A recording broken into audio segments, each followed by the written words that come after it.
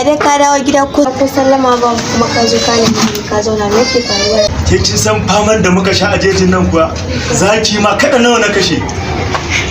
Banda damusa irin inda kin ga barin makawalin da muka yi a wannan jeji ke kanki abin sai ya baki mamaki. Na kashe maciji na sara kanshi. Dan a jejin nan babu abin da ban yi ba. Kawai abin da ya hana ni tahowa da saboda kayan yayi nauyi ne shine dalili. Ikon Allah dama kuke fama a wannan jejin.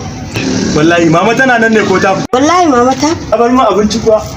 Ta bar mu abinci. Zuli ki ka abincin ya dawo.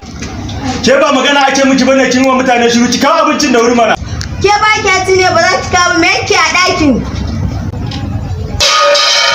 Subhanallah ina ga ta zub da abincin a ciki. Abincin na kika zubar? Yaya biya hakuri. Abincin zuwa yi. Abincin na kika zubar? Ke kin san irin yunwan da nake ji kuwa? Yaya anan ka zauna ɗazu fa suka koro maciji a wurin kuma ka zauna a wurin? Maciji ba kika ce? Yaya maciji ne a nan din. Maciji.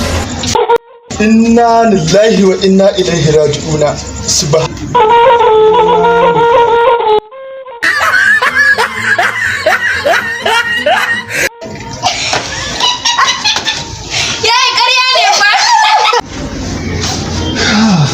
Wai dama wa zuwa yana kike yi? Wallahi yayi ƙarya nake muka amma da shi ana cewa me dawa ya kake tsoron maciji ne.